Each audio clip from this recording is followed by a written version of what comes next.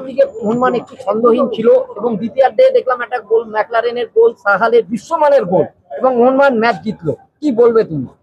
আমি বলবো যে মোহনবাগান ছন্দেশ কখনোই ছিল না পুরো ম্যাচটাতেই।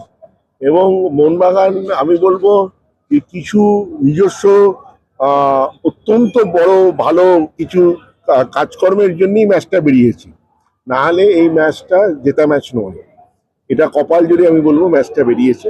তবে এই তিনটে ম্যাচে আমরা পয়েন্ট হারিয়েছি, তারপরে একটা ব্রেক দরকার ছিল যেখানে পয়েন্ট ফিরে পেতে কষ্ট করতে হয়েছে। এবং আমার মনে হয় এখান থেকে প্লেয়াররা অনেক বেশি প্লেয়ার এবং কোচের অনেক, আজকে ডিফেন্স অত্যন্ত মানে খারাপ আমি বলবো। কিন্তু একটা প্লেয়ারের আজকে সবচেয়ে বেশি আমি অনুভব করেছি, সেটা হচ্ছে আপুইয়া। আপুইয়া না থাকাটা যে কত ক্ষতিকারক সেটা কিন্তু এই যে চোখে আঙুল দিয়ে দেখিয়ে দিয়েছে। মানে এত যে ঝাঁপ পেলে যে কোনো ডিফেন্স ভাঙবেই, কন্টিনিউয়াস যদি অ্যাটাক এসে যায় তাহলে ডিফেন্স একটা না একটা সময় ভাঙতেই থাকবে।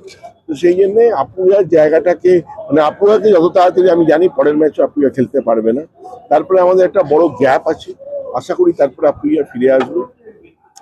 তবে আজকের ম্যাচটা জেতাটা আমাদের টিমের মনোবলটাকে অনেক বাড়িয়ে দেবে। আজকের ম্যাচটা যদি আবার আমরা পয়েন্ট হারাতাম তাহলে কিন্তু আমরা এই লিগ থেকে একদমই পিছিয়ে যেতাম এবং সেখান থেকে রিকভারি করা আর সম্ভবপর ছিল না।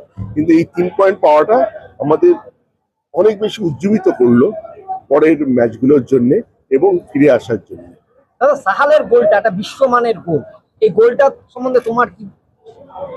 না, সাহাল ভালো প্লেয়ার, গোলটা ভালো করেছে দূর থেকে। সত্যি কথা আমি তো বললাম, এই ওই গোল বা কামিন্সের যেটা ফ্রিকিকটা, ওইটা যে ফ্রিকিকটা আগে আপনি যদি দেখেন দিমিত্রি মারছিল, দিমিত্রি মারলে গোলে যেত না, দিমিত্রি মারলে বাইরে যেত, সেটা কোনো লোক হেড করতে হতো।